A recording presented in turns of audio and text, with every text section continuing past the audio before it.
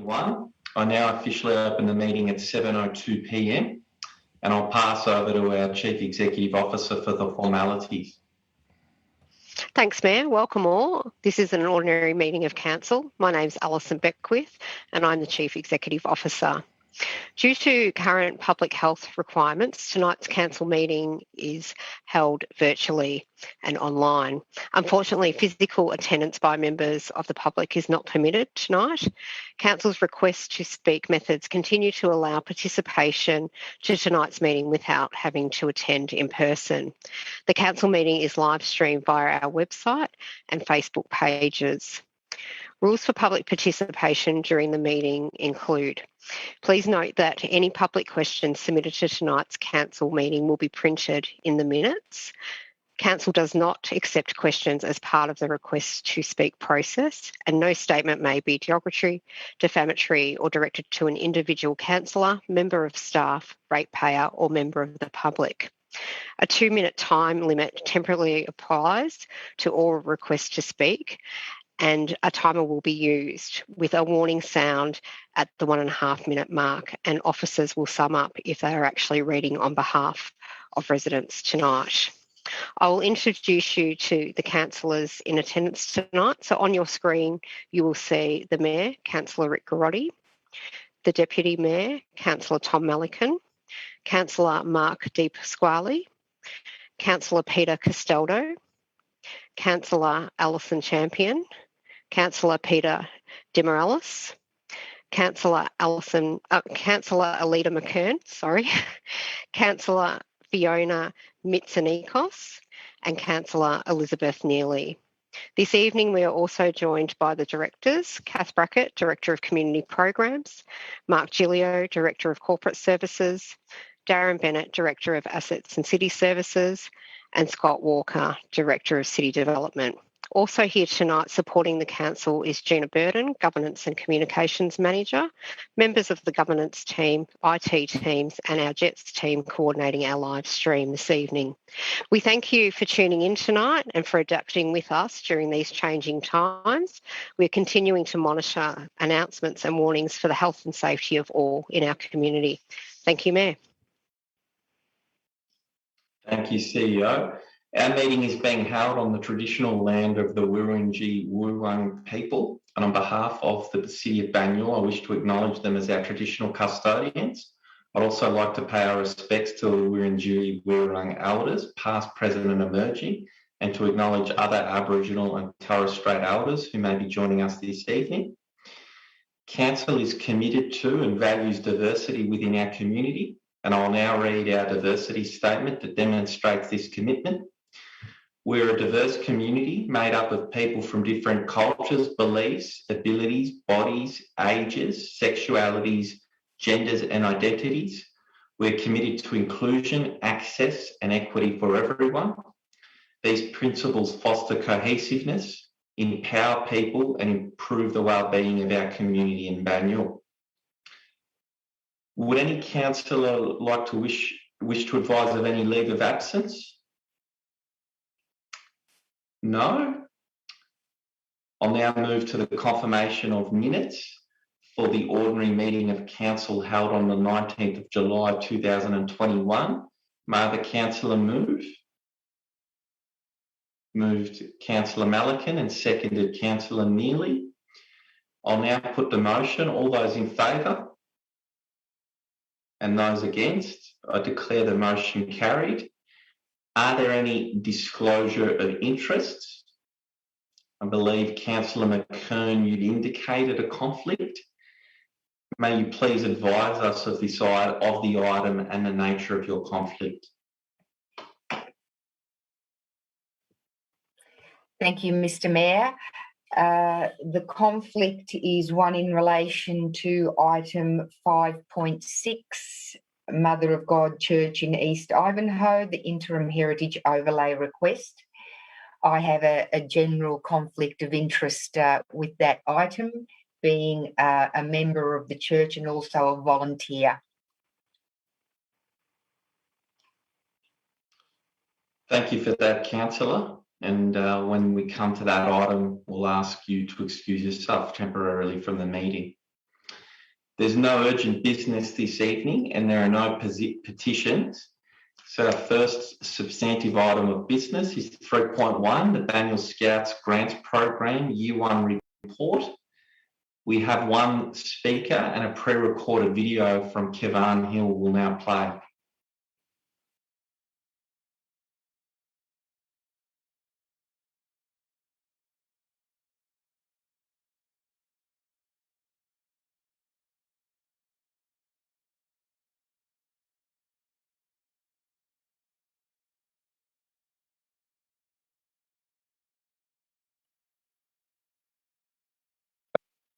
Kevin Hill speaking on behalf of Banyule Ratepayers Action Group.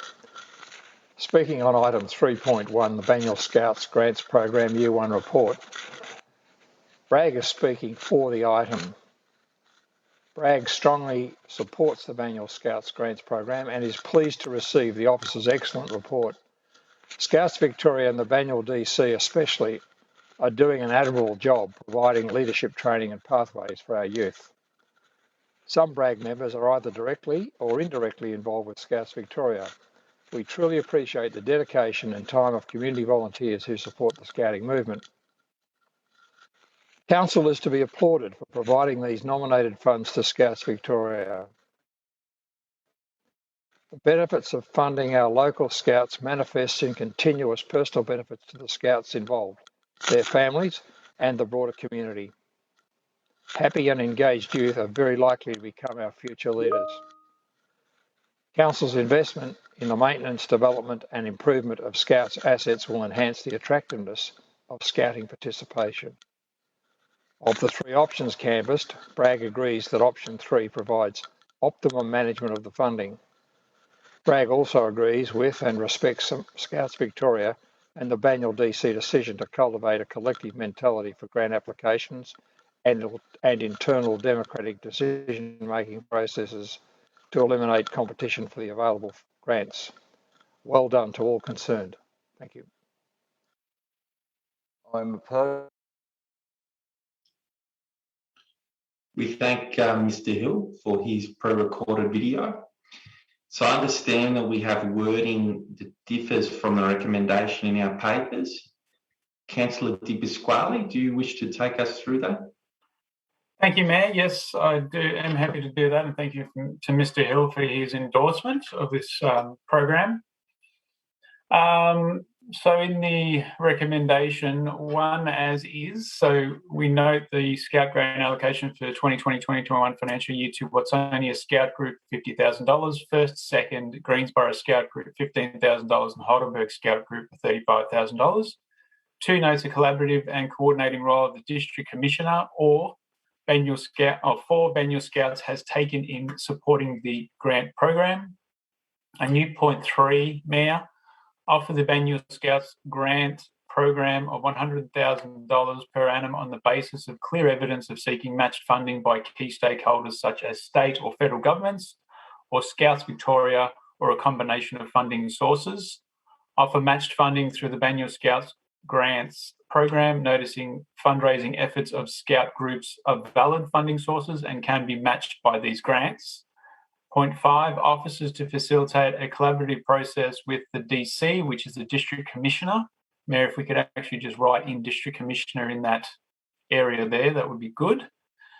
Comma, local Scout groups and Scouts Victoria to finalise an annual schedule of works. And point 6 notes a program evaluation of the 4-year program will be undertaken and the findings presented to Council on an annual basis during the budget process. And if I may move, Mayor. Thank you for that, Councillor. So moved in the name of Councillor Di Pasquale and looking for a seconder. Seconded Councillor Champion. Councillor Di Pasquale, do you wish to speak?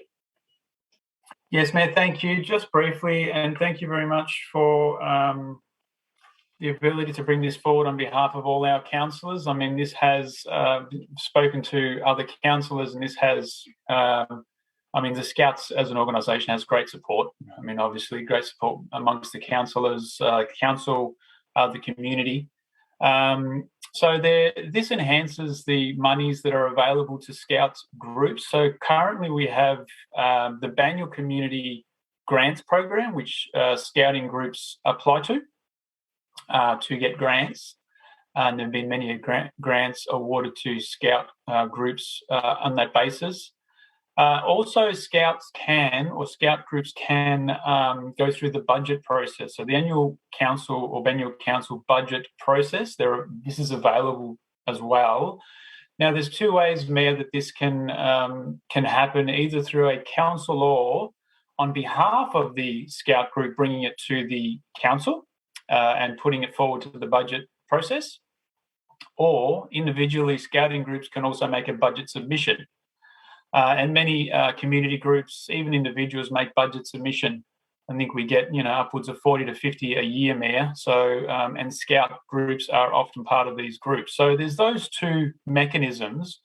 This adds a third one. And this came about because through the budget process, we were sitting there with a few applications from Scouts, and we were wondering, well, how do we enhance this? And we sort of spoke amongst ourselves, and we said if there was $100,000 put there as a bit of an incentive for these Scouting groups, and if they can secure funding from either state members or federal members, even fundraise, go to Scouting Victoria and try and gain some money for some projects that they have planned for, whether it be capital works, whether it be programs. And if they do secure that funding, well, then we're happy to match it from council's coffers.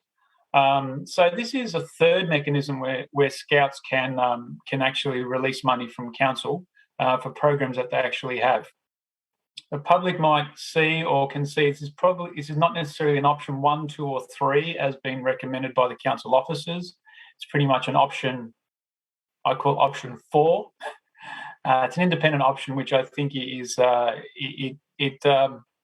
it's much better in the way of accounting back to us with regards to the projects that can happen. It goes through the budget process, so we can analyse it annually, and there's that $100,000 each year on an annual basis.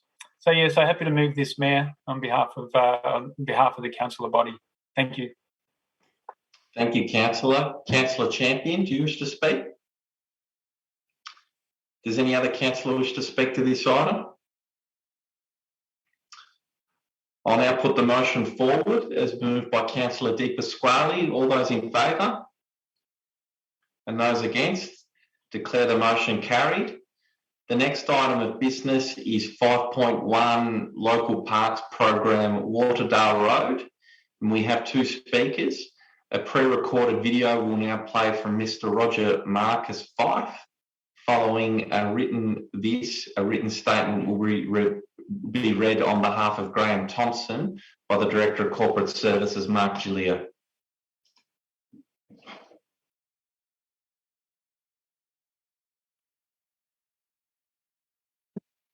I'm opposed to the Waterdale Road Pocket Park concept plan process outcome. It has been a flawed process. Conflicting precedents are evident. VCAT Decision P 1145/2016 requires entry to 154 Upper Heidelberg Road be from Upper Heidelberg Road. That has been ignored. 2015 Ivanhoe Planning Scheme. No ranking of 7 plaza sites. Road closure an option only. No justification for site choice. Closure of one-way section of Waterdale Road. An ambush with no community comeback. The process. Council decision to nominate a pocket park site, no community consultation. Government approval of site, no community consultation. There are also inconsistencies. Criteria used to select Weir Street Pocket Park, no net increase in area. Kitchener Reserve creates greater community benefit for Ivanhoe as a pocket park, ignored. The concept has been treated as a local issue.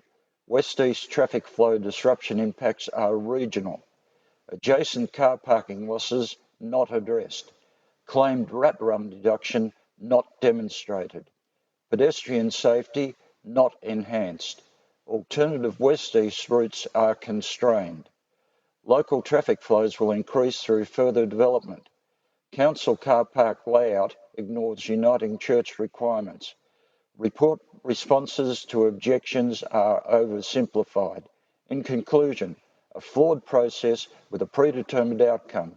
Rejection of officer recommendation proposal is justified.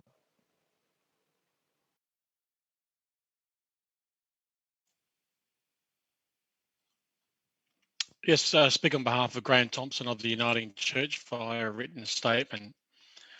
On behalf of the Ivanhoe Uniting Church, we have previously made a submission expressing our concerns regarding this development, but these have not been addressed in the current proposal to be considered by Council on August the 9th. 1. The reconfiguration of the triangular car park at the rear of the church fails to retain parallel parking at the rear of the church.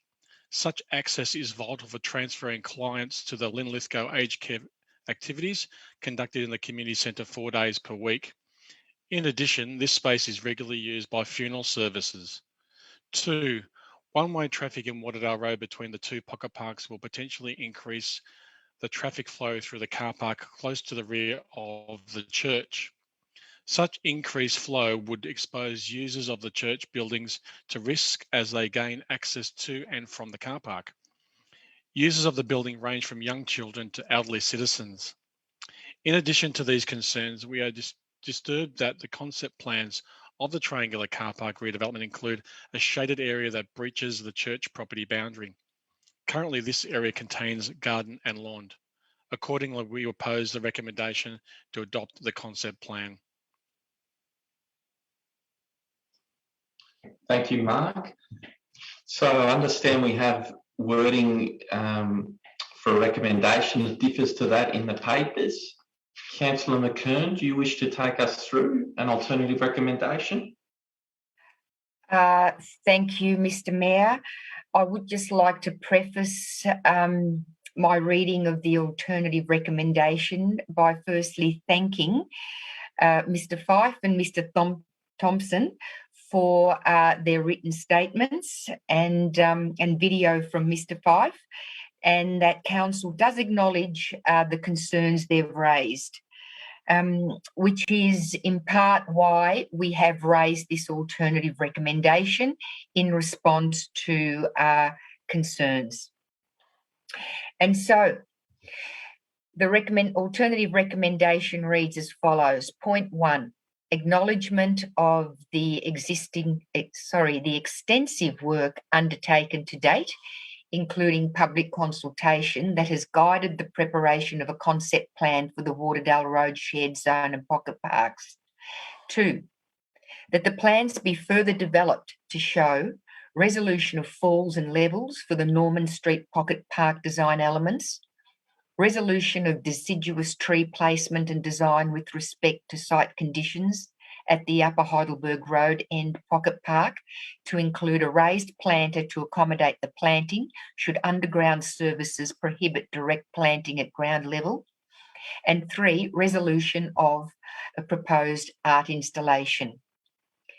Point 3, that the resolved and final design plans for construction be returned to Council for adoption prior to construction.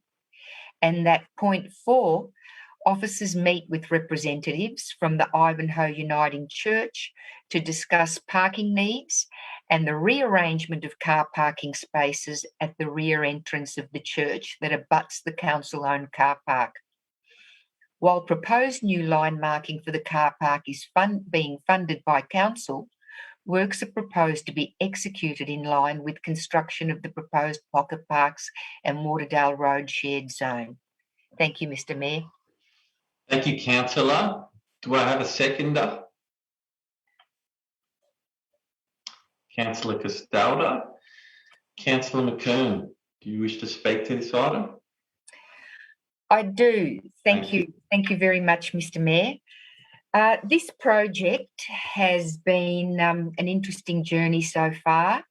It was awarded state funding, largely due to the fact that it is strategically supported by the Ivanhoe Structure Plan and aims to introduce public seating and public gathering areas in the southern section of the Ivanhoe Activity Centre, particularly in relation to the Ivanhoe shopping strip, where currently there is very limited public realm area.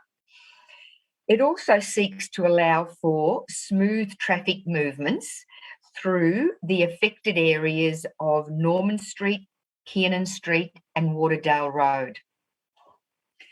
As Ward Councillor, and on behalf of all council, I want to ensure that the community consultation outcomes are well and truly embedded in the design plans, particularly given that this project has been highly contentious in relation to the closure of a section of Waterdale Road, and that it has received significant community interest. Because of it, we undertook very extensive community consultation, including a number of pop-up sessions, and ultimately the feedback from our community has been overwhelmingly positive for a pocket park and shared zone in Waterdale Road. That has been a very important driver for us, Mr. Mayor, to continue with the process of developing the design plans for this area of Waterdale Road. However, we do acknowledge the concerns that are raised by our community, and because of that, we do need assurance that the plans we adopt as a council do reflect the outcomes of our community consultation, and also that what we adopt is what is built. And that is why we're sending the plans back for more design resolution, because that insurance is going to help us produce plans that we thoroughly hope the community is ultimately happy with. Thank you very much. Thank you, Councillor. Councillor Castaldo.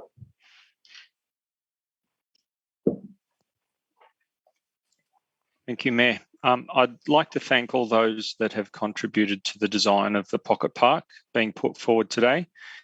Changes in particular road closures like these require a significant amount of consultation and considerations, and this project certainly has been through a number of steps in its consultation over a number of years. On reading the report and the general comments I was hearing through the consultation, there was a spread of views, as heard this evening. But in general, support for the delivery of the Pocket Park and the concept plans before us today. I am happy to support the alternative recommendation being put forward by Councillor Leader McKern, who has put considerable time into this project since coming to Council, and if adopted, we'll look forward to seeing the final design come back to Council shortly. Thank you, Mayor. Thank you, Councillor.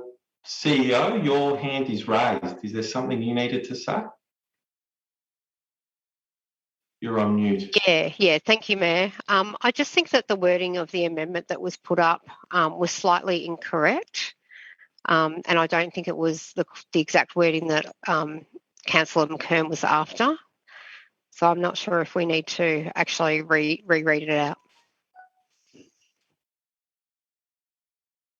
Do we need to bring it up on the screen? And yeah. Did you want to clarify your understanding there, CEO?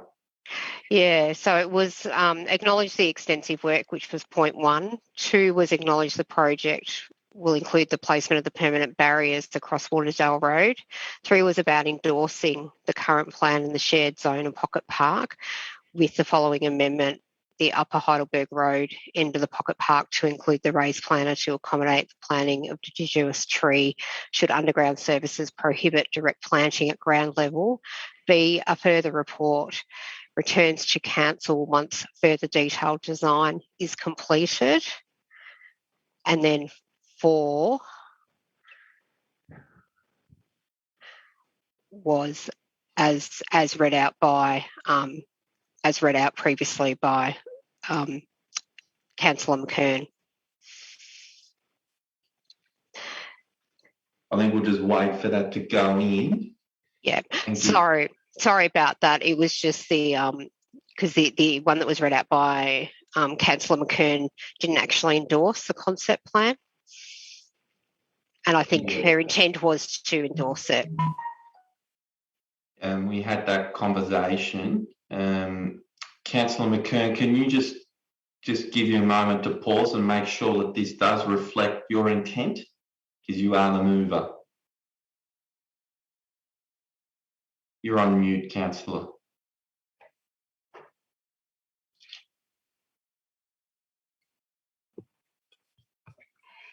Thank you, Mr. Mayor. Yes, my understanding was that we weren't actually going to endorse the concept. We were going to send it back to, for further design resolution.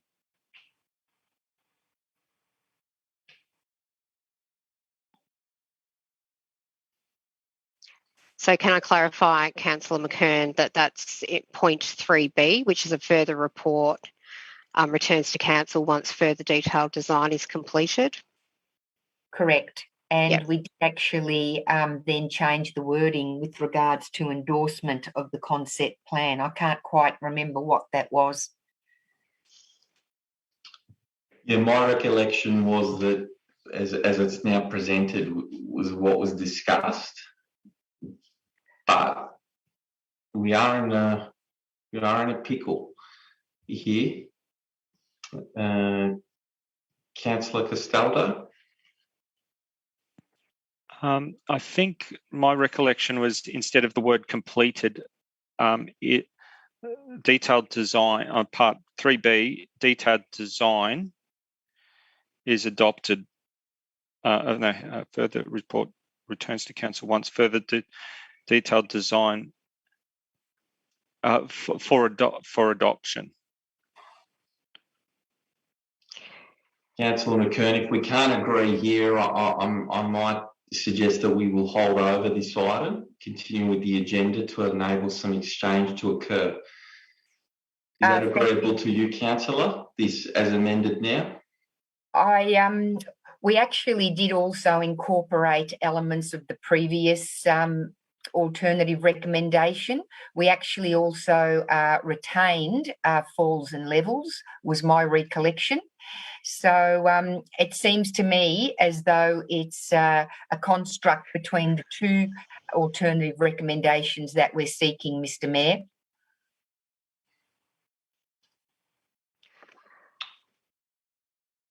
Yeah, look, I'm going to suggest that we hold over this resolution and we might be able to agree it via email. And I apologise to the public about this, but this is just one of the challenges that emerges when you're conducting things by video conference. So at the discretion of the Mayor, we'll hold over that item for later consideration this evening. I'll now move on to item 5.2, Northern Region Transport Strategy Final Report. And I understand once again that we have wording that differs from the recommendation in our papers. I'm hoping the wording that appears on the screen is what we expect.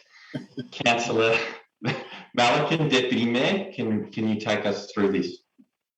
Yes, I will. Hopefully this will be a bit smoother. The Council endorsed the Northern Council's Alliance Northern Regional Transport Strategy Final Report.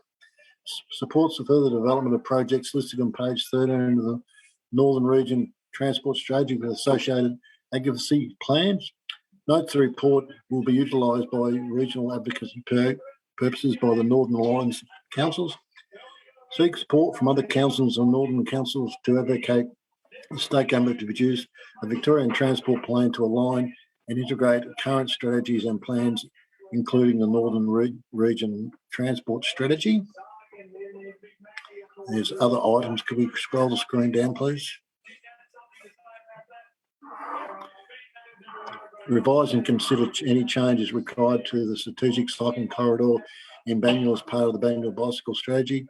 Write to Northern Councils, the Department of Transport and all local state members of Parliament requesting the implementation of a strategic cycling corridor as a priority to meet the state objectives of this program. Raised concerns with the lack of integrated transport planning and community consultation with major transport projects being developed in Banyule. Request a meeting with all three state members to discuss council's concerns with transport-related issues within the state government or organisations. I so move. Thank you, Deputy Mayor. And looking for a seconder. Councillor Di Pasquale. Councillor Malikan, do you wish to speak to the item? You're on mute, Councillor. Thank you. Yeah, the transport plan as such is not bad, but it relies on the strategic cycling corridor on the regional trail. And for a long time, I've had real issues with this strategic cycling corridor. It was put out recently by the Department of Transport and Vic Roads. We had input into it, but that input was basically ignored. It's meant to be a direct link for cyclists to get to activity centres, and in many cases, it does all it can to avoid activity centres. And basically, they've moved it off Vic Roads roads, so they take no responsibility and no requirement for them to do anything. But even on roads where it is on Vic Roads roads, when they do work and maintenance to those roads, they totally ignore it and don't do anything. So it just dumbfounds me that they don't even apply their own strategies at any stage. And the Northern Region, it's been in effect for about 10 years and very, very little has been implemented in Banyule. The only funding we've ever received is to upgrade existing paths. We've never really expanded it. And I know they'll talk about the North East Link putting in money to do cycling projects, but that's 7 years away.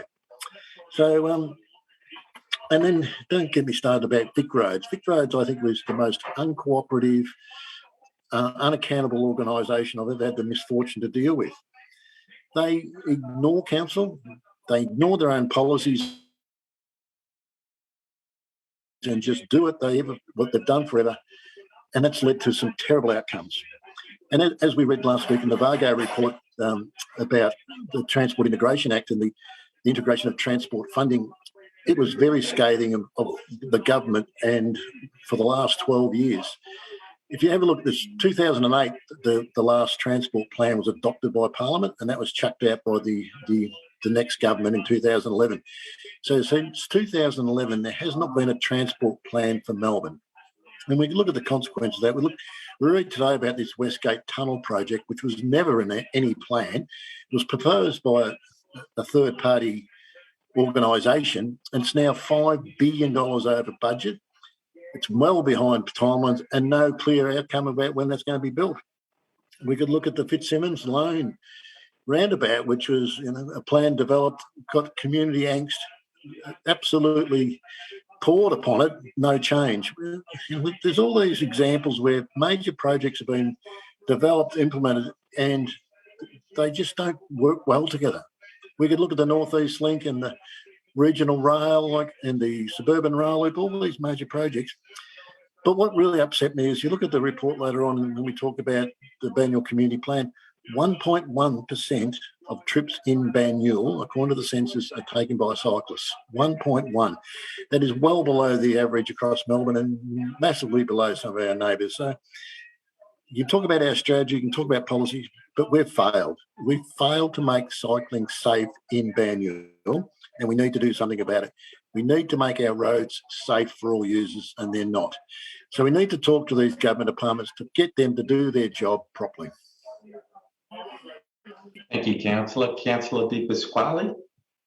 Mayor, thank you. Just echoing Deputy Mayor's comments. Yes, I hear the frustration, and he's been batting for this community for a very long time. I mean, and I think the amendments tonight, Deputy Mayor, give an opportunity for meetings to be had where we can work on these issues. That it almost seems that, and we have had previous meetings, but it almost seems that they are being ignored for some reason. And I think these organisations need to understand, and the community need to understand too, that we are the elected representatives at the local level. They elect us to help them push their points forward and speak for them and advocate for them. They also do elect their state government members and also federal government members. But 3 levels of government, they should be getting impact from all 3 levels. And it seems that strategies are just barged through rather than really working closely between the 3 levels of government, particularly state level and local level. So, look, Deputy Mayor, I'm on your side. I'm calling the state government to work more closely with local council, Banyule particularly, obviously, so that we can have better outcomes for our community. Thank you, Mayor. Thank you, Councillor. Does any other councillor wish to speak? I'll put the motion forward as moved by Councillor Malikan. All those in favour? And against? I declare the motion carried. Item 5.3, Planning and Building Activities Report for the period of January to June 2021. And I'm looking for a councillor to move. Moved Councillor Malikan and seconded Councillor Castaldo. Councillor Malikan, do you wish to talk to this item? Yeah, I think it's a great report. You would have thought 12 months ago that we weren't going to get a massive increase in building activity, but we have. And so building planning applications have gone up considerably. And also the multi-unit applications have gone up a lot as well. Unfortunately, the number of outstanding requests have also risen slightly, but the number of we process on time has increased as well. The very pleasing part of the report is the fact that at VCAT appeals that we're being more successful, which I think is a real credit to the decision-making processes that we have in determining these applications.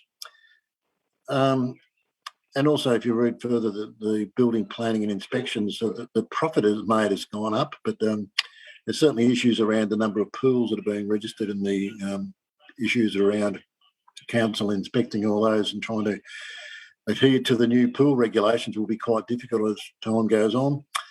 But also cladding issues, I think, is another thing that's really bubbling away in the background. I noticed that Manningham, one of our neighbouring councillors, recently allocated $1.1 million from their budget to rectify one of their buildings that had flammable cladding.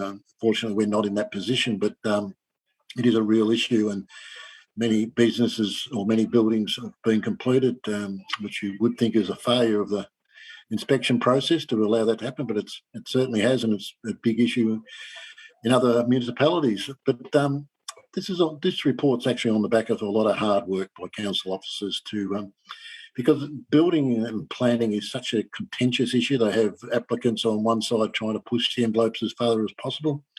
They have councillors who are trying to achieve the right balance, and they have local residents who are trying to maintain their amenity and trying to look after their neighbourhood. So it's an incredibly difficult process, and then on top of that you have VCAT, which can overrule our decisions, and it's a very contentious area, and I think our officers have done a fantastic job in a very difficult period to get to this where we're getting through the applications, we're achieving better results for our communities, and we're also providing the opportunities for development in the right places in the right position. So very good report. I'd just like to thank the officers for their hard work, and I think it's a very good outcome. Thank you.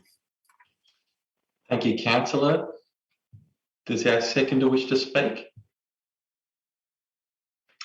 I'll now put the motion forward. All those in favour? And those against?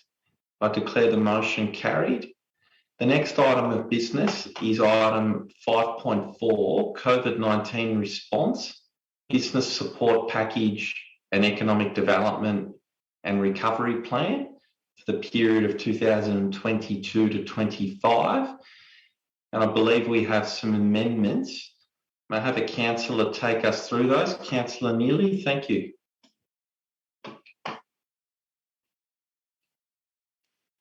Sorry. Thank you, Mr. Mayor. I'm happy to move the recommendation with the amendments. The number 2 notes the direct provision of grants, rate relief, waived fees and reduced lease costs to support businesses over the 2020 and 2021 years. And point 4 notes the current situation and requests a further report to the next council meeting on additional support options. Thank you, Councillor Neely. I will second. Councillor Neely, do you wish to speak to this item? Thank you, Mr. Mayor. Just briefly, Banyul's economic support package has supported ratepayers, local businesses and community groups. This journey, unfortunately, is not over. The new Economic Development Strategy and Recovery Plan of 2022 to 2055 will identify areas of support for businesses in recovery due to this pandemic.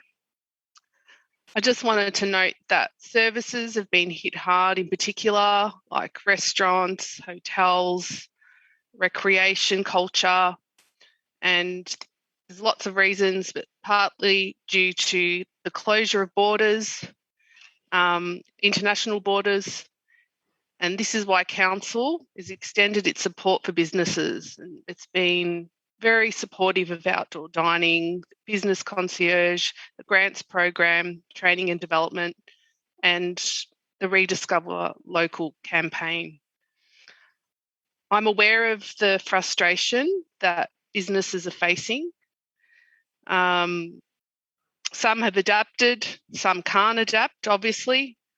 And I wanted to note also that local residents have been supportive and proactive. They've been promoting and shopping at small businesses in particular in the local area within the 5 kilometres and sharing information not only about those businesses but about Banyul's business support package. So I've heard lots of good things about what Banyul's done from the community. Thank you. Thank you, Councillor. I'll make a couple of comments as the seconder. I suppose one of the challenges when we're doing the meetings by Zoom is actually getting the wording completely right on amended resolutions, and I'll have to go by with what's there. But I do recall that as a council, really wanted to highlight the weights waivers that we have in place, $500 off the rates for those that are on job seeker in experiencing financial hardship, and $250 off the rates for those experiencing general financial hardship. And that's big stuff from this council to help people when they need it most. We wanted it reflected in the resolution, but that's okay. I'm highlighting it in the speaking notes. The other thing that I just do want to make very clear, because I wasn't so sure about the wording on point number 4, but this council expects a report to come back to us in 3 weeks' time on options to accelerate and boost support for business in the community who are doing it very tough. So the resolution wasn't that clear to me on that point, but as a group of 9 councillors, and we're hearing it loud and clear now from business in the community who are doing it tough now into the 6th lockdown, they're expecting us to come back with additional support. We did well and we did big last year, and that was very well received by our community. And just making clear to our Chief Executive Officer and her team that we're expecting that report back with options for this council so that we can do what we need to back in business and the community during these very difficult times.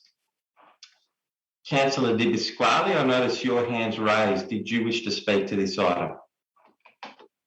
Yes, Mayor, just a quick comment just to, thank you very much to Councillor Neely for upping the ante, I think, with point 4. So I think it's appropriate. I'm happy to support that a report comes back at our next council meeting just to see where the council can't do more for our community. So yeah, just want to echo that, Mayor. Thank you. Thank you, Councillor Di Pasquale. Does any other councillor wish to speak to this item? Councillor Castaldo. Thank you, Mayor. We're in a very dangerous time for businesses, and we've done a number of activities in the last financial year, and we will be continuing them in this year. We've adopted a number of things. The next agenda item talks about special rates waivers, outdoor trading, outdoor dining, rate waivers, and general rates waiver as well for support for businesses, from my understanding. So there are a number of packages we're already doing. We do need to have that report just to summarise that all for the community. That will be very helpful. And we don't know when we're going to come out of these lockdowns. They keep rolling out and it's a very dangerous time. State and federal government are trying to contribute where they can, but it's a very difficult situation. So are we as local government. And the most important thing from everyone out there listening, we need to get those vaccinations in and quickly as possible to the 80%. That's what you can do for this to pull us out of this challenging time. So I encourage you all to support your local businesses, do everything you can, everything you think about, get out there and support local, which is also continuing. So thank you. Thank you, Councillor Castaldo. Councillor Tom Malican, Deputy Mayor. Yeah, it's, as Councillor Neely and Costello said, it's exactly right. We need to do what we can to help our businesses and get the vaccination rates up. But it's the young people you feel the most sorry for. Like, it's been incredibly challenging for school students and the younger people. It's not what your childhood should be about, being locked at home and not being able to see your friends, not being able to get out and do what we normally do, not be able to play sports. Like, it's incredibly challenging for adults, but it's very a confusing time for them. And it just sort of highlights how we need all to pull together and help each other and look after each other during this incredibly difficult time. We will get through it, but we need to get the vaccination rates up, but we need to look after each other. We need to support each other. But we particularly need to be think about our younger people and their needs and their what they need to get them through this as well. Because I can't imagine as a kid going through something like this where you had to stay home, not be able to get out, and it must be incredibly challenging. And then to homeschool, for many parents that are trying to work from home and then homeschool their children as well, it's incredibly challenging. And I know there was a recent scare at council, and just when it comes that close to home, how frightening and it is. So just encourage people to get out there and get vaccinated as quickly as they can, but also to look after their neighbours and their friends and anyone else they come in contact with. Thank you, Councillor Malican. Does any other councillor wish to speak? Councillor Neely, sum up.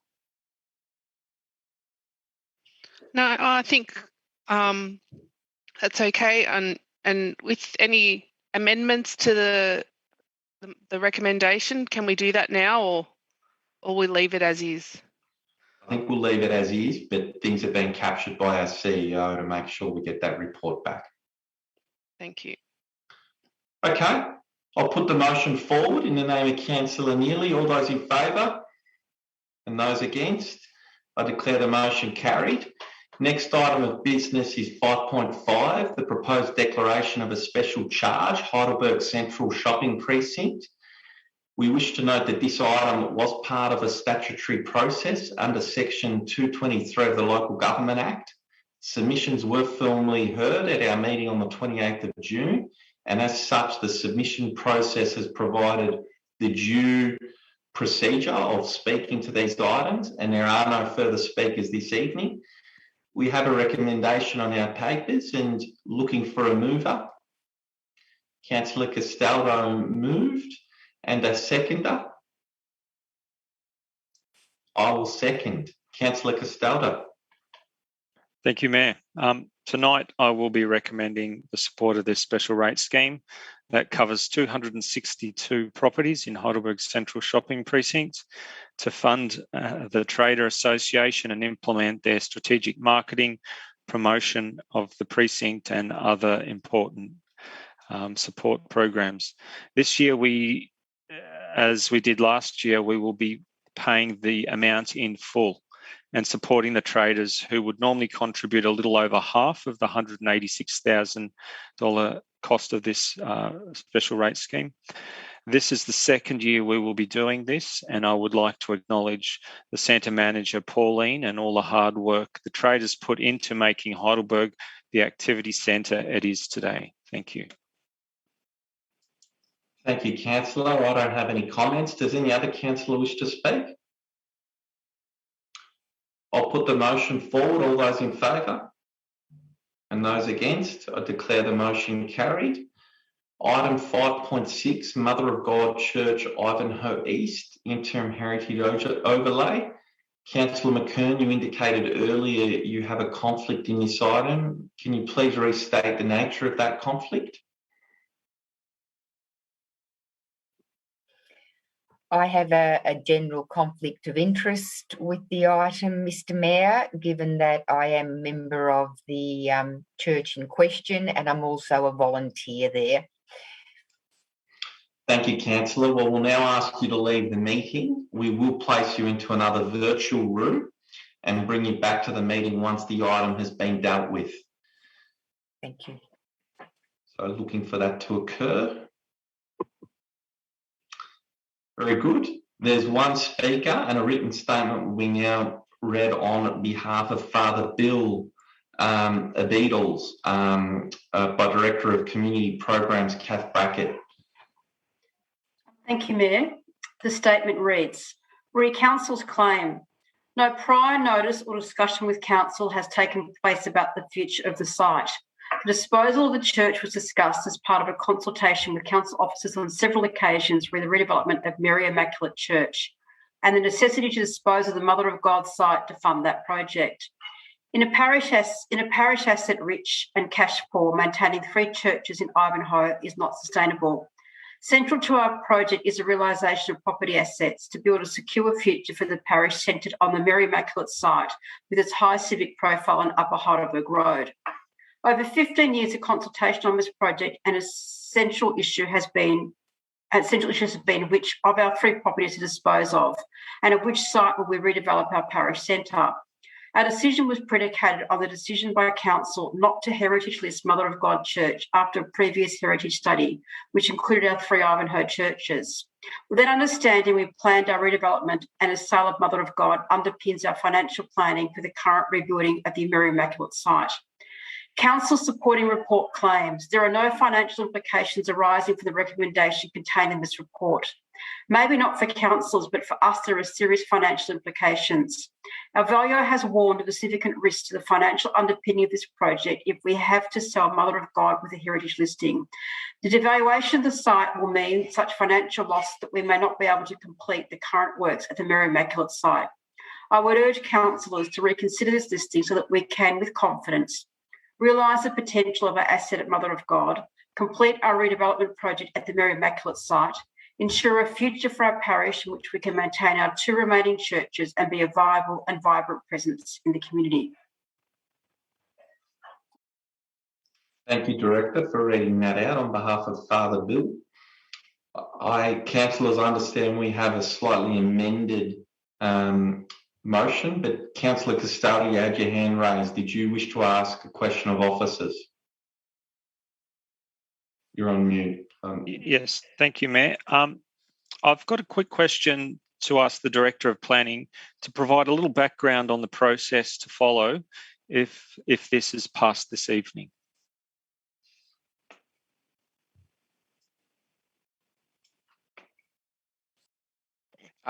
Happy to talk to it through yourself, Mayor. I'm having some difficulty with my video, so hopefully you can hear me. Well, we can hear you, Director. Yeah, I do apologise, but my video is not turning on for some reason.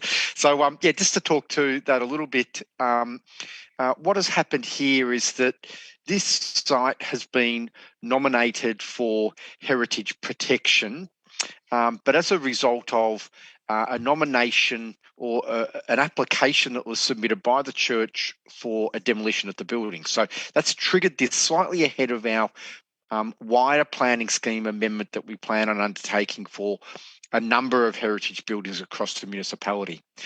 If this resolution is accepted tonight, then it will go forward to the Minister for Planning to pursue us a formal planning scheme amendment, or the council will pursue us a formal planning scheme amendment, but we'll be able to bring it together with the other heritage sites. And later this year, September, there'll be a further report to council on the wider heritage sites. And later this year, we'll go to formal exhibition of all of those heritage properties, and council can receive and hear those submissions, which may be for or against the inclusion of a wide range of properties, including this particular property in the formal heritage overlay. So council will get to consider those submissions and decide whether it takes all of those properties forward, and can decide at that point in time whether to continue to pursue the heritage overlay on this property due to those submissions. Thank you, Director. Any further questions, Councillor? No, Mayor. Do you wish to move and also take us through the amendment? Yep. I'd like to move the resolution 1 as is, 2 as is, 3. Note that as part of the planning scheme amendment process, the Mother of God Church will be able to lodge a submission for consideration of council, which explains why the church considers that heritage controls are not appropriate for the site. So moved. Thank you, Councillor. So moved in the name of Councillor Castaldo. Looking for a seconder. Councillor Melican. Councillor Castaldo. Yeah, thank you, Mayor. Tonight, Council is being asked to decide on supporting the Statement of Significance for interim heritage protection to prevent a demolition permit application until the final assessment process is completed. I'd like to thank Bill Edebals of the parish priest for the Catholic Church for explaining the situation the church finds itself in, and must acknowledge that there are a number, and I do acknowledge there were a number of discussions and considerations in respect to heritage that have led the church to their current position.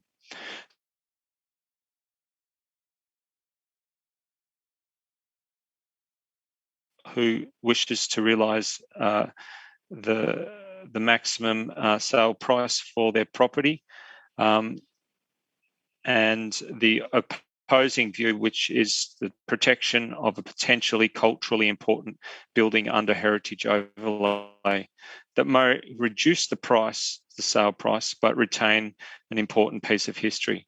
Tonight we have heard this is only the first step of a number of steps before the protections might be adopted, and the church will have further opportunities to put their views across in a more considered manner.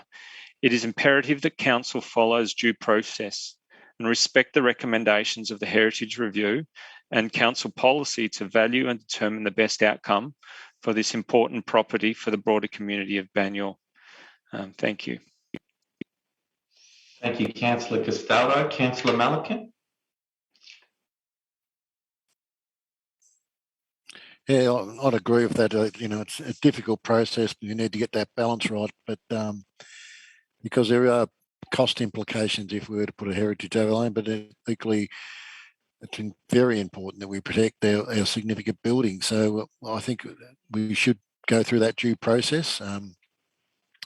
There's not that much of heritage, well, there are several heritage houses of significance, and I remember the argument we had with the Banyule Homestead, and I think we got a very good outcome there, but equally people need to be able to move on, live their life, and we need to develop and change. So we need to get that balance right. I remember that house in my ward, which was much older than this building, and I thought had very significant attributes and was the original homestead, and went through a heritage review and it was refused heritage status. So it was very difficult to understand that process. But I think we do need for future generations, we need to make sure we do go through a process, and I'll support going through that process. And but I certainly understand the needs and the concerns of the local priest and his issues around that. And I've spoken to a few other people who have similar issues as well. So we need to get that balance right, but I think we also do need to follow the process. Thank you, Councillor. Does any other councillor wish to speak? No? I'd just like to thank Father Bill for his letter and his submission. Very respectful, very well written, very well laid out. It certainly prompted very good conversation among the group. And I would just strongly encourage the good father and his parish to put in a strong submission through the next phase of the process, because the process isn't over. And we would strongly encourage Father Bill and his parish to engage with that. I'll now put the motion forward. All those in favour? And those against? I declare the motion carried, and we can now invite Councillor McKern back into the meeting.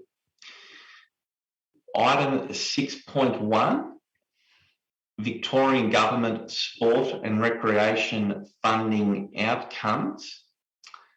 No speakers on this item. and looking for a mover. Moved Councillor Neely and seconded Councillor Malikan. Councillor Neely, do you wish to speak to the item? Yes, thank you, Mr. Mayor. It's good to see Banyule City Council continually applying to the Victorian Government for funding.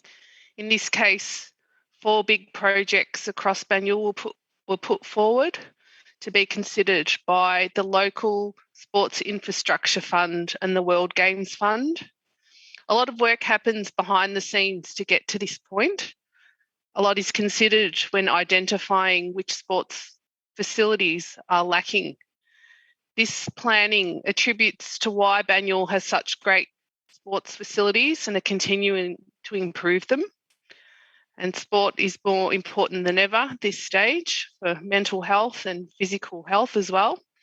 I fully support the recommendation acknowledging the money around, I think it's about 570,000 for the McLeod Pavilion and for the Partington Flats female friendly change rooms, which is a great outcome. Thank you, Mr. Mayor. Thank you, Councillor. Councillor Malikan. Yeah, I like those same points, mainly because one of the projects is actually in my ward and a very worthy project it is as well. But I'd also have to echo the words of Councillor Neely, Melinda Ramsey, the officer who wrote this report, a fantastic officer who's passionate about our sporting facilities and knows them backwards. And works extremely hard with all the clubs to get the best outcome at all times. And I think we're very lucky to have officers of that knowledge and dedication that really support our clubs. Disappointing, the Beverley Road Oval application was pulled because of issues with Melbourne Water. But I do note that council's budgeted and has budgeted to do that project in this year's budget by itself. Similarly with the Chelsworth Park Sports Lighting Precinct, wasn't funded, but council is funding it fully in this budget as well. So it's great to get the grants off the government, but then we thought these were worthy projects, so we put them up in the application process, and they didn't receive funding, so we funded them through our budget. So I think that's a great outcome for all these 4 projects, and really thank the government for these opportunities. It's great that in this case projects are awarded on merit, not on which seat they're in or whether it's a marginal seat or what's going on. I think that's a much fairer way of allocating money, and so I support this tonight and thank the government for their contribution to these worthy projects. Thank you, Councillor. Any other councillor wish to speak to the item? I'll put the motion forward. All those in favour? And those against? I declare the motion carried. Now I'd like to move on to item 6.2, the Banyule 2041 Stage 3 public exhibition of the council plan and the financial plan. There are no speakers on this item, and we have a recommendation in our papers. Looking for a councillor to move. Moved Councillor Malikan, Deputy Mayor, and a seconder. Councillor Neely got her hand up first. Councillor Malikan. Yeah, I remember when this became a requirement after the last council election as part of the state government's Local Government Act that we need to do this plan. I thought this is going to be difficult. Didn't really understand the point in it. Wish that the state government would apply the same methodology and rigour on their own processes, but that's a bit in vain. And looking at the last Vago report, and very much in vain. But I think it's been a fantastic exercise. I really enjoyed the community engagement. We thanked all the people that contributed, gave up their Saturday mornings to participate. Well led by council staff and Kamal and his team, and the consultants all did a fantastic job. And I think really a worthwhile exercise. Really showed us in a lot of cases that we were on the right track, but also some great ideas from a very diverse group of people that were passionate about making Banyule a better place. And so I think a great process to go through. I think it was very beneficial to all councillors. But I'd like to thank Mark, Kamal and everyone else, because we had a session last Monday where councillors had their final input into this. Very vigorous session, lots of information, lots of things, and they've pulled that all together in a very quick time period to get this into the report for tonight's meeting. So really like to thank him for that, to Mark and your team. Thanks very much for that, and thanks for that opportunity. And it's only going out for consultation at this stage, but I look forward to further input. But no, it's been a great process and really enjoyed it. So thanks very much. Thank you, Deputy Mayor. Councillor Neely, do you wish to speak?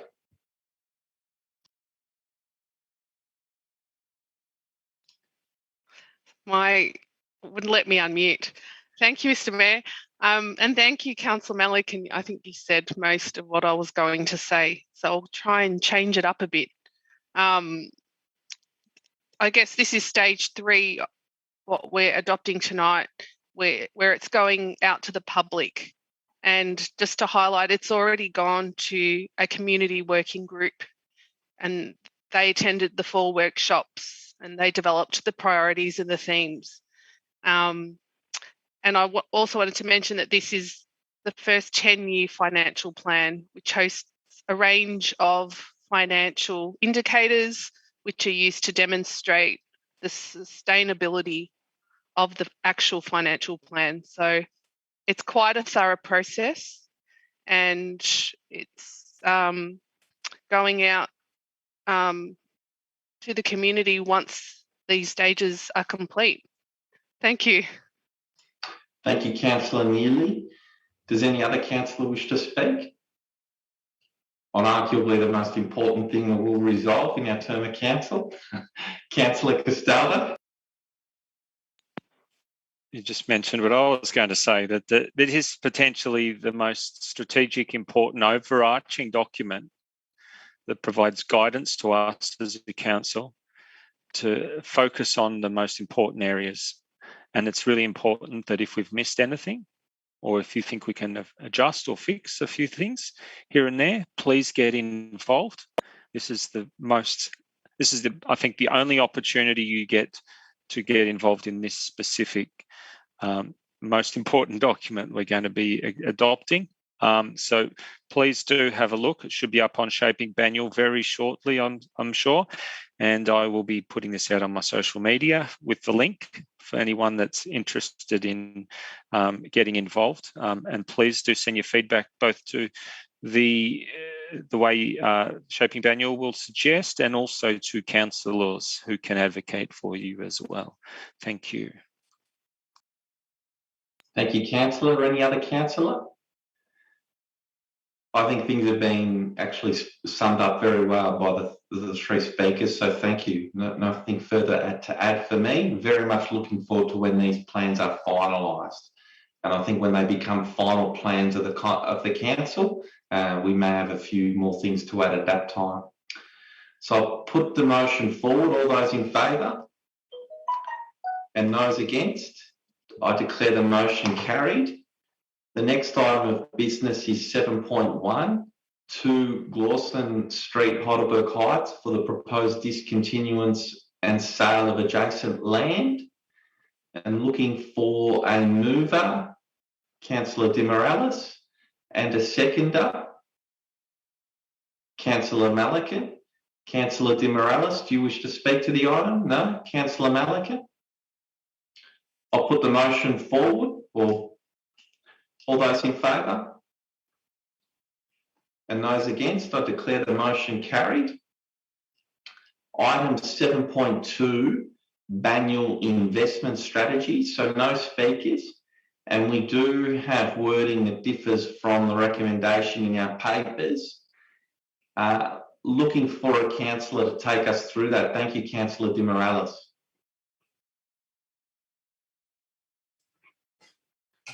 Thank you.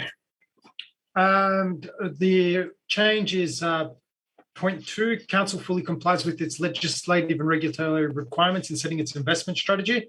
3, under our legislative and regulatory obligations, council is limited to investments in the following asset classes: cash, term deposits, cash enhanced assets, i.e. floating rate notes, property approved managed funds, Point 4, Council will assume a medium level of risk in setting our strategy involving a balanced allocation between cash, term deposits, cash-enhanced assets, floating rate notes, approved managed funds and property. This is in line with Council's risk appetite. 5, Council's investment strategy is as follows.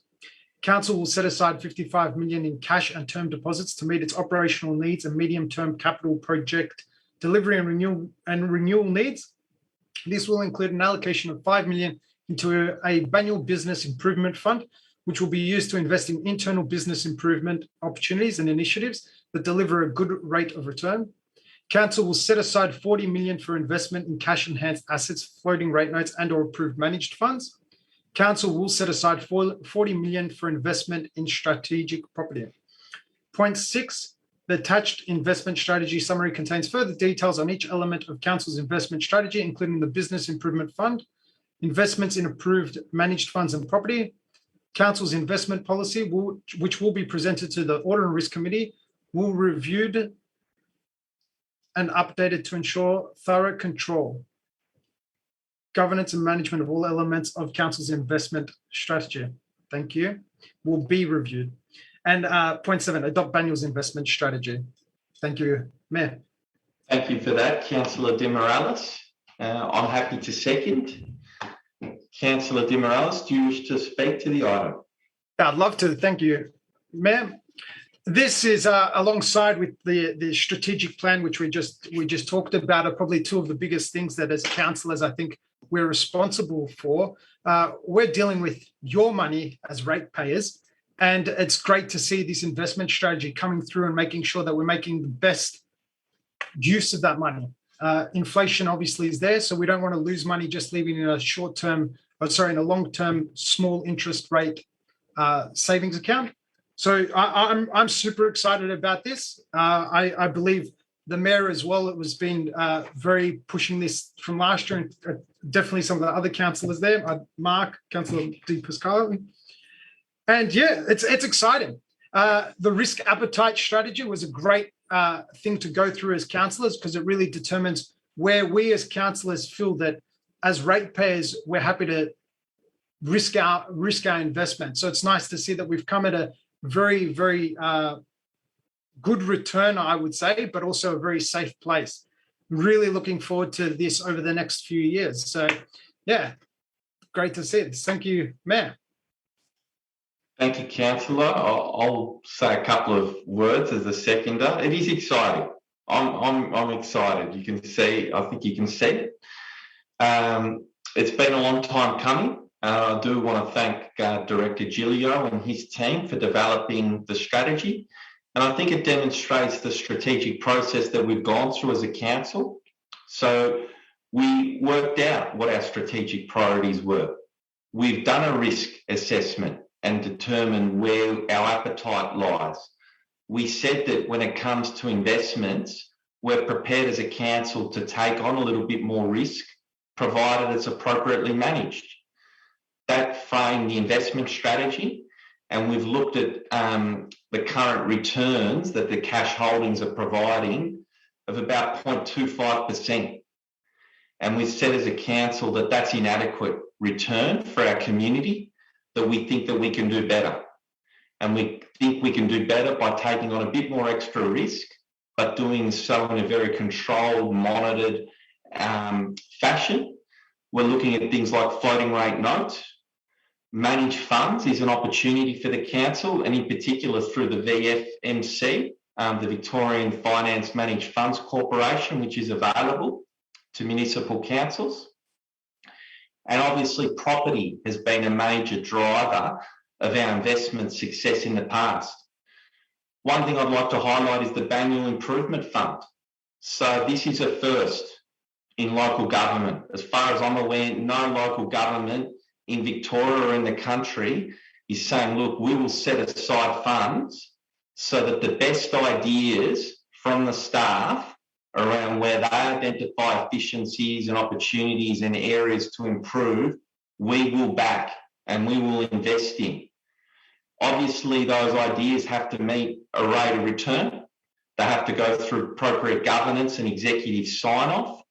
But through the resolution tonight and the message that I want to pass on as the Mayor and as a group of councillors is that we back our staff as well. We back you to come up with innovative ideas that will save this council money, that will generate new business improvement opportunities.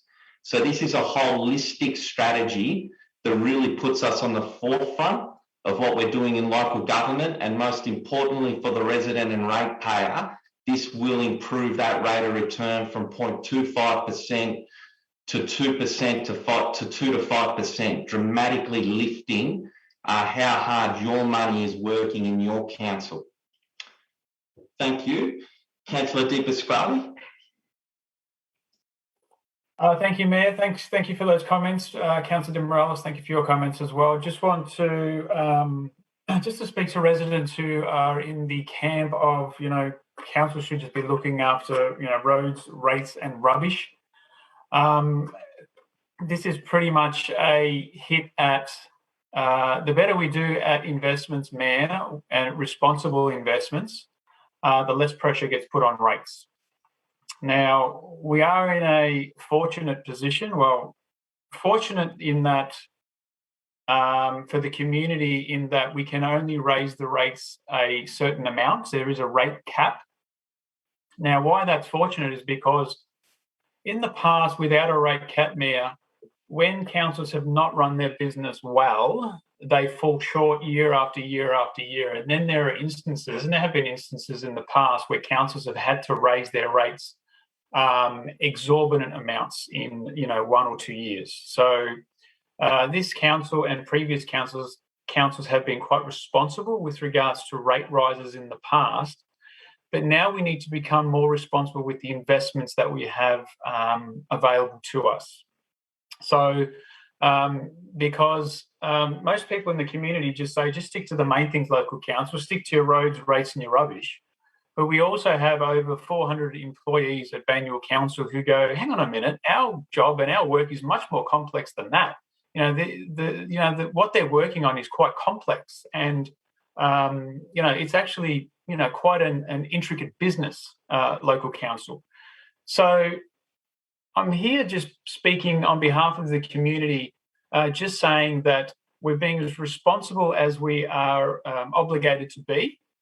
But we're also willing to venture into some property transactions, ways of unlocking further funds that way responsibly. And Mayor, one of the things I also want to tell the community as well, because a lot of people in the community say, "Oh, well, what are local council doing in property development? Or why are they property developers?" Well, local councils shouldn't be, but sometimes opportunities arise, such as the former school sites, Mayor, in our municipality that council decided to buy and then make profit on and help offset those funds into projects that we wouldn't have got, we wouldn't have had in our municipality if we didn't have those millions of dollars under that project, under that program. So I believe this probably is one of the most important things we are put at the assigned to handle. Once again, we're voted by the community to be responsible for these types of decisions. And please, in the community, if you're thinking that we're doing the wrong thing with council's investments or the rate dollar, please come to us directly, because we want to hear as soon as possible. Thank you, Mayor. Thank you, Councillor. Councillor Castaldo. Thank you, Mayor. I think you summed up most of the financial aspects quite well, but there's just one area that I think is particularly important. Speaking to the council officers here, particularly about business development opportunities.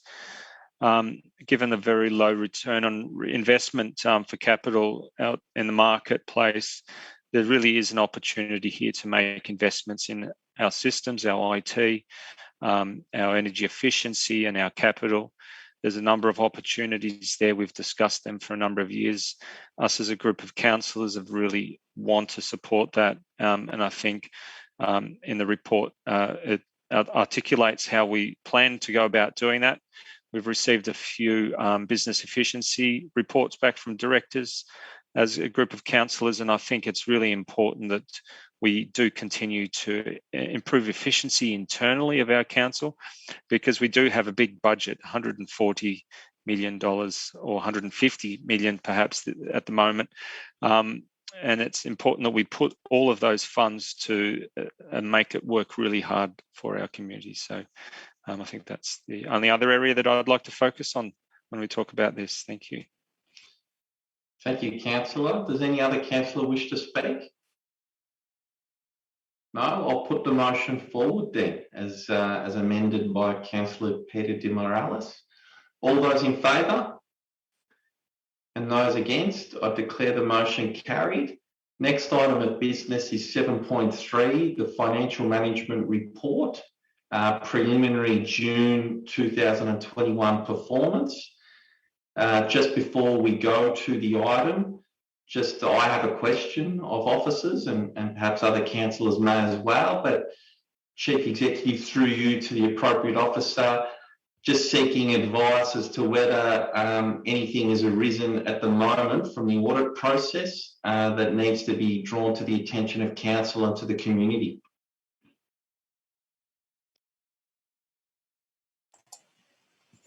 I'm happy to take that question, Mayor. At this stage, they are in the middle of their audit for Banyule City Council for the financial year, and at this stage, there's been no significant items drawn to the attention of council officers in the audit. Thank you, Director. That's good news. We have a motion before us and looking for a mover. Councillor Malikan moved, and a seconder, Councillor Castaldo. Yep, brilliant. Councillor Malikan, over to you. Yeah, I'll just make a few comments. If you read the report, you'll see that some things are out of our control. The virus has impacted some of our input, our income, and it's also affected some of our expenditure. So some of these things are out of our control, but the things we can control, I think we've managed extremely well. And I think, as we've said before, the hardship policy we put forward, I think, was the best hardship policy in any council in Victoria. But this is looking backwards, but looking forward, I think, is the real challenge. This latest lockdown has had a real impact on people, and it will continue to do so. And each lockdown, it just seems that bit harder for people to get back to normal or try and recover, particularly for businesses, younger people. So it is incredibly difficult, and there is money. The council has money set aside for hardship going forward, and I think we need to continually look at that and respond and react whenever we see issues arising. Obviously, we can't bail everybody out, but we need to make sure we have the right support mechanisms in there so people can recover, because it is a real challenging time out there for a lot of people. And Banyule is one of the better, luckier councils, but there are still people who are experiencing real hardship, not from only a financial point of view, but from a personal and health-wise point of view. So you need to keep that in mind, because we are here to support our residents. We're here to support the whole community. And so we need to have a good financial base to do that from. And this report highlights that we have that, but we need to make sure we spend that money wisely, but we also need to support as many people as we can through this really difficult time. So if residents or people have suggestions on how we can try and make things better or try and smooth out some of the issues that we all face, then I'm happy to receive those calls. And I'd like to thank Mark and his team for these reports. They do a lot of extremely difficult to get all these reports together, and they do a fantastic job. So I'd like to thank the staff as well. So a good report, but there are still problems ahead. So we need to make sure we can respond accordingly. Thank you, Councillor Malikan. Councillor Castaldo, if you wish to speak to the item. Does any other councillor wish to speak on this item? Might just make a couple of brief comments. One, to note that, look, the councillors do go through the report quite forensically with our officers and just interrogating the finances on behalf of the community. And so, for example, one item that we discussed with officers was the unbudgeted cost associated with staff departures, associated with our move out of aged care. and why that wasn't budgeted for. Very big cost to council, close to $2 million in departure separation costs. I think the community is right to ask why that wasn't budgeted for. Response from Chief Executive and Director of Corporate Services was the timing was uncertain, but that they were confident that with the staff vacancies and the savings associated with those savings, that they could meet those costs. But I think that's just one thing to highlight to the community about the due diligence that we're doing as a group, just to have oversight of the finances. I would just like to congratulate the Chief Executive Officer and Director Mark Giulio on a terrific financial result. This was the first time that we budgeted for a deficit that I can ever remember. So since I was elected to council along with Councillor Di Pasquale, we moved away from the days of debt and deficit. We've been running surpluses, we've been paying down debt.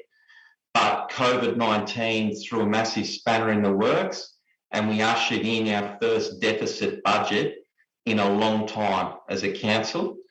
To be in a surplus position, to have delivered on all the range of support and assistance to business, community and ratepayers that we did, to have supported our staff through this process. And every time we go into a lockdown, the Chief Executive has a rule that the casuals stay on for 2 weeks. So to do all of that and to claw back savings and deliver a surplus for this council and mean that we're in a position to be strong going forward, that's not an easy task. And so full compliments to Alison, full compliments to Mark. We're very grateful for the result that you've handed down. Are there any other comments? No, in that case, I'll move under Councillor Malikan. So all those in favour and those against, I declare the motion carried. Next item of business is item 7.4, record of councillor meetings, and just looking for a councillor to move. Moved Councillor Neely and seconded Councillor Di Morales. Does anyone wish to speak to the item? Well, I'll put the motion forward. All those in favour? And those against, I declare the motion carried. Sealing of documents nil, and for the CEO's benefit, we will circle back to an earlier item. We'll get through everything else first. Item 9.1, Christmas Day gathering for isolated or underprivileged people. It's a notice of motion. It's been raised in the name of Councillor Fiona Mitsonikos. We have one speaker, and a written statement will now be read on behalf of Julie Fetchner by our Director of City Development, Scott Walker.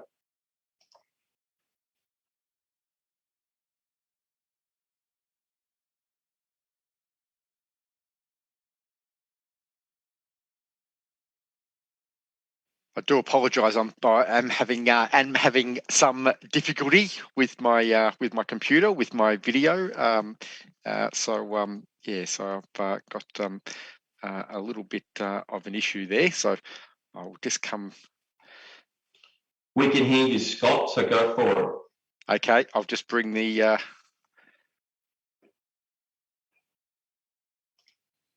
I can read on Scott's behalf if you like, Mayor. Yeah, thank you, CEO. Thanks. Thank you. This item is poorly thought out and not in keeping with Banyul's policy of inclusion, and I ask councillors to reject this item for the following reasons.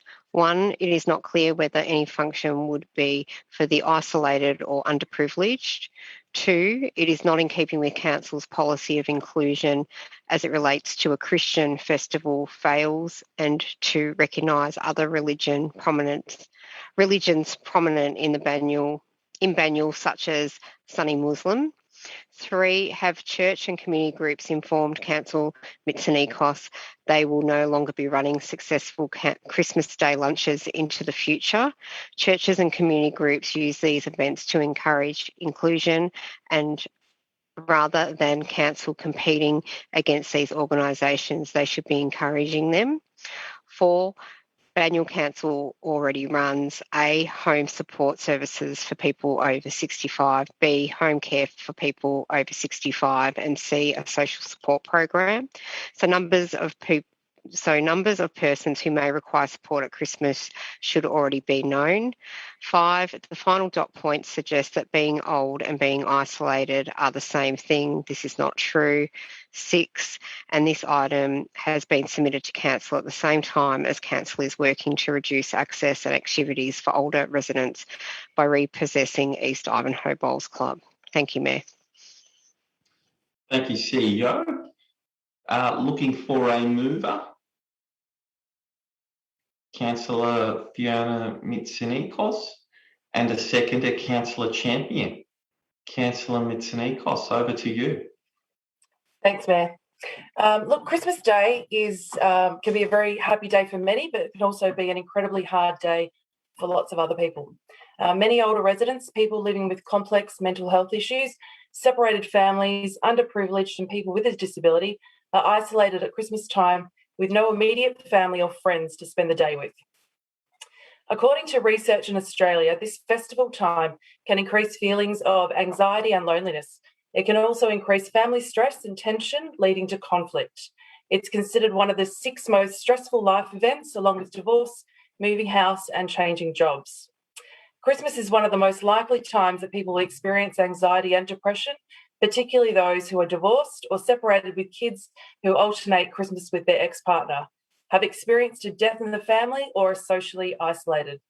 Many people are struggling now, especially with the separation from families due to COVID.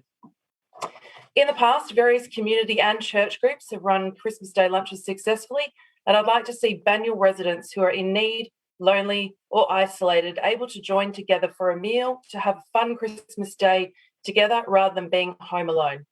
At Banyule, we're inclusive of all religions, and I've attended many events hosted by other religious communities as they celebrate their special holidays. This day is about inclusion for all those who are isolated, lonely, and would otherwise spend Christmas Day on their own. Let's bring back the joy of Christmas to all residents who celebrate it within Banyule. Thank you. Thank you very much for that, Councillor. Councillor Champion, do you wish to speak? I'll just speak very briefly. Thank you, Mayor. I wasn't going to, but just hearing the objection and appreciating what it's like at this time in particular, we are being physically separated. And I'd like to think that on this particular day, yes, it is a Christian ceremony. However, our separations are not based on our religion. They're based on a disease. And there is no discrimination there.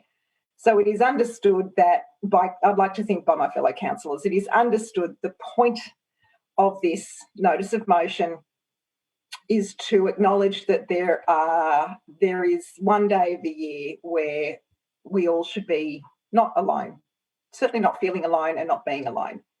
And this is one of them. And this is an opportunity for those who are unable to physically be with their families, potentially, to be with others and just celebrate meeting somebody new, making a new friend, and finding somebody else to be with and talk to that you hadn't met before. You hadn't had a reason to meet before. And it's actually, for me, it is actually a lovely gesture. So I am most definitely supporting this idea. Thank you, Mayor. Thank you, Councillor. Councillor Di Pasquale. Thank you, Mayor. Yes, look, genius initiative, I think, Councillor Mitsonikos. You've come up with a few good ideas, actually, lately, so well done. Keep up the good work. I really like the way you're proposing to either have a council-supported community Christmas lunch, which means we get to see now what is out there and happening in all the community groups and churches and support networks, etc. So we get to see that in the document, which is going to be great for the community to see what happens on Christmas or around Christmas and on Christmas Day. But not only that, it also gives the opportunity for community members to engage in those as well if they consider themselves, less not isolated or disadvantaged, and they want to just get off their bums instead of watching TV on Christmas Day and want to do something in the community. I think it'd be absolutely amazing if I had access to a list of not events, but support services, and I could put my hand up and contact those organisations and offer to help. Look, that's really community. So really well done bringing this up, and happy to support it, and happy to see what it comes back with. Thank you, Mayor. Thank you, Councillor. And any other councillor? Councillor McKern. Thank you, Mr. Mayor. I must say too, I'm supportive. This is a terrific gesture on our part.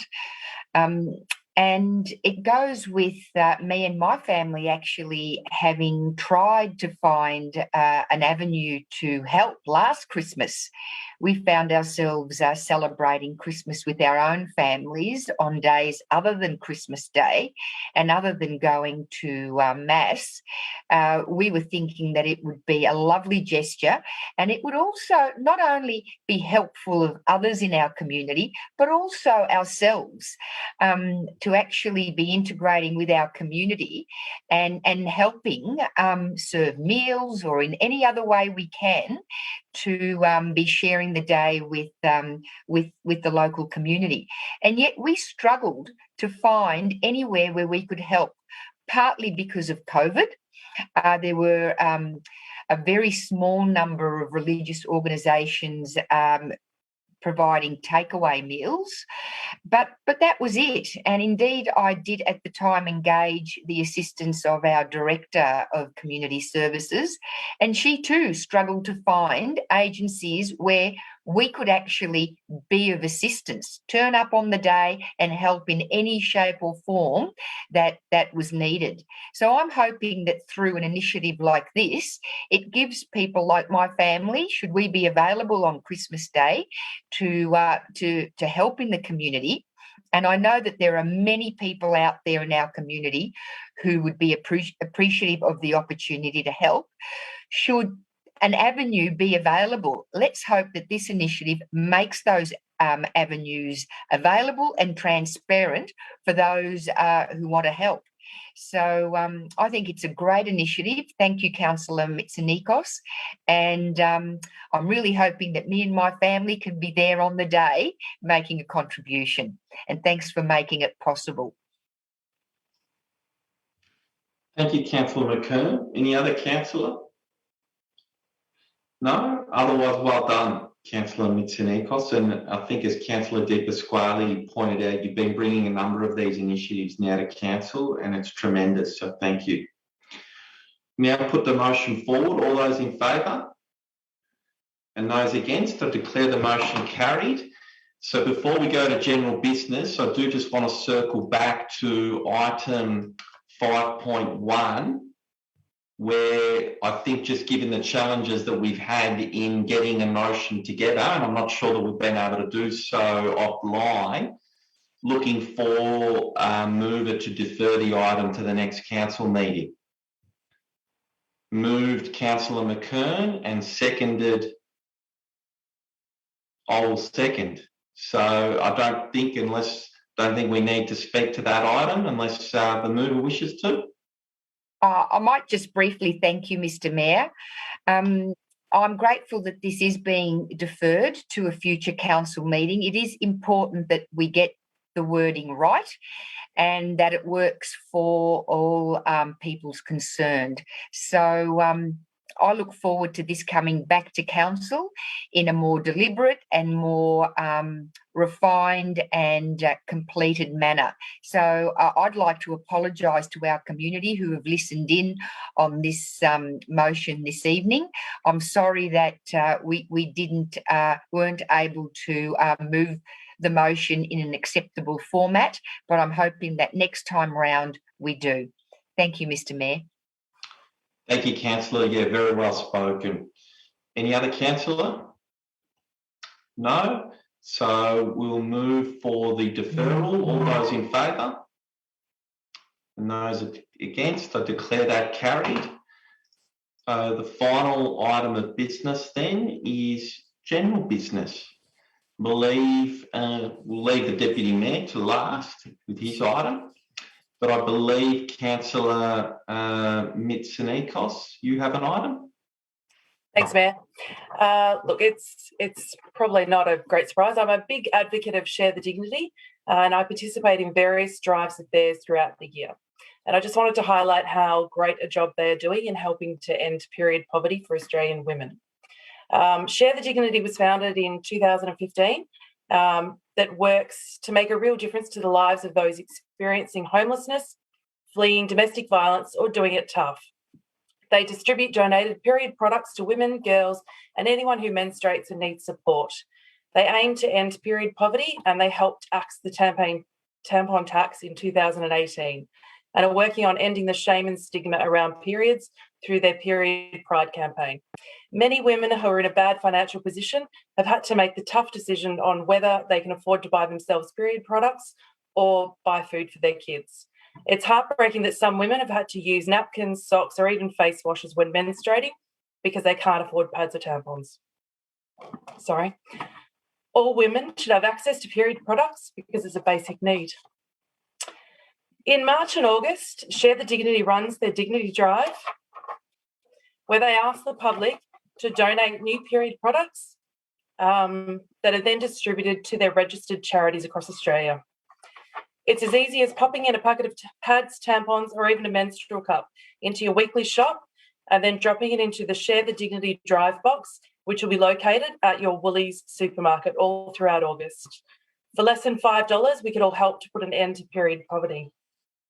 If you'd like to help out this month of August, then grab some period products when you do your shop and drop it into Woolies and look for the Share the Dignity box near the checkouts. Thank you. Thank you, Councillor. That's terrific. Councillor McKern, I believe you have an item for us. Thank you, Mr. Mayor. Yes, I'd like to speak to an item relating to the Darebin Creek Management Committee. And I'll just preface it by saying the Darebin Creek and the Darebin Parklands are a really important part of Banyul's open space infrastructure and have been particularly so during this COVID pandemic period where we haven't been able to exercise further than 5 kilometres away from our homes. The Chief Executive of the Darebin Creek Management Committee, otherwise known as the DCMC, reported to me today that usage along the creek and the parklands has increased by 300% over this COVID period. So it's a real insight as to how important access to open space has been, particularly during this period. I'm not sure how much people know about the DCMC. I'm raising it tonight because of two things. Firstly, there has been a bit of a change in the makeup of the executive committee. But to preface that, I wanted to point out to those who are unaware that there are actually 7 member organisations involved in the Darebin Creek Management Committee. 4 of those member organisations are council, and they are Banyul, Darebin, Yarra and Whittlesea. As well as the 4 councils, La Trobe University is a member, and the community organisations of the Friends of Darebin Creek and the Darebin Parklands Association. So there's quite a level of vested interest in what the DCMC does and how the creek and parklands are managed. What's happened recently is that Fleur Anderson, who has been the president of the DCMC, she has resigned from her position. She's actually a former member of staff of Banyul City Council, so she's well known to staff and councillors. She did leave Whittlesea Council on good terms, I might add, to take up a position in far north Queensland. And as a result, that left a vacancy for the president. So we have Margaret de Cam, who is president of the Friends of Darebin Creek, has stepped into the president's position, and myself is the new vice president. So great to have a Banyule member in an executive role on the DCMC. And why is that? Because it affects a really important part of our open space infrastructure, as mentioned.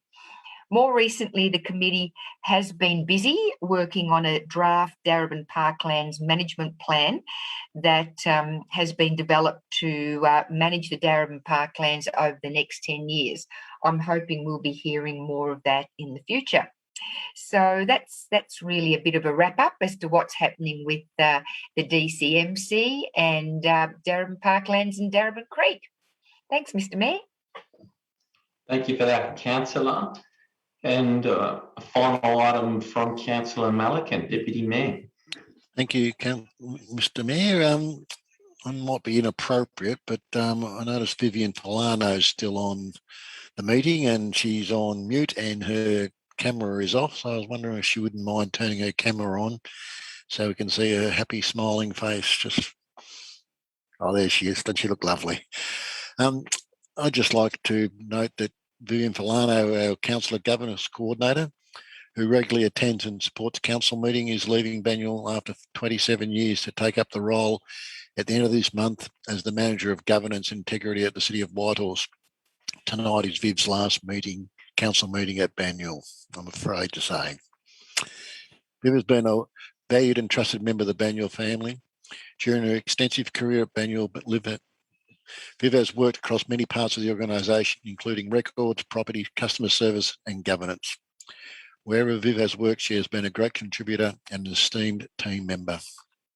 The latter part of Viv's career and her real passion has been in the governance area.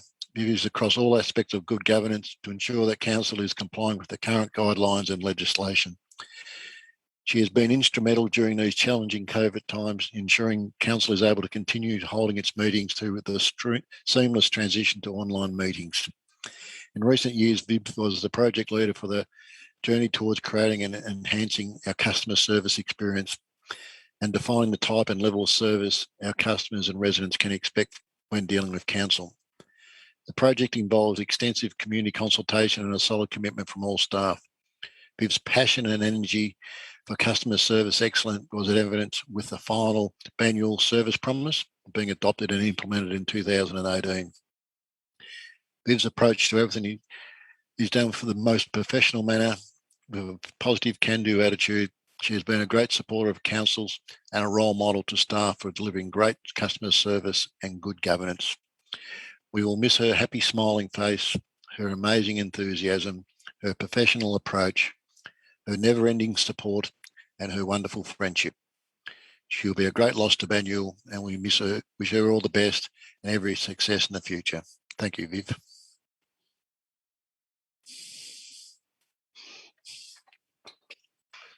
Thank you for that, Deputy Mayor. Very well spoken and shared by all councillors. Good luck, Viv, and we will miss you. That concludes the formal part of tonight's meeting. I just wanted to highlight that tomorrow evening, for those in the community who are interested, we do have the submitters meeting for the disc golf proposal happening by Zoom, which I'll be chairing and councillors will be in attendance. So please feel free to participate in that process. Otherwise, I wish to advise that in terms of public questions, CEO's reminded me it's Wednesday night. So Wednesday night, disc golf. Got to get that right. Disc golf Wednesday night. So public questions, we've received 6 public questions. These questions will be included in the minutes of the meeting, which will be available on our website later in the week. We also do wish to advise that we received 5 public questions after the deadline. as such. Council officers have reached out to those submitters and 4 have elected to have their submissions actioned as service requests. The remaining late submission will be included in the following meeting minutes for the council meeting of the 30th of August 2021. Our next council meeting, official council meeting, will be on the 30th of August 2021. And I now wish to close our meeting at 8:51 p.m. and thank councillors, staff and all those at home who have been in attendance. Thank you very much.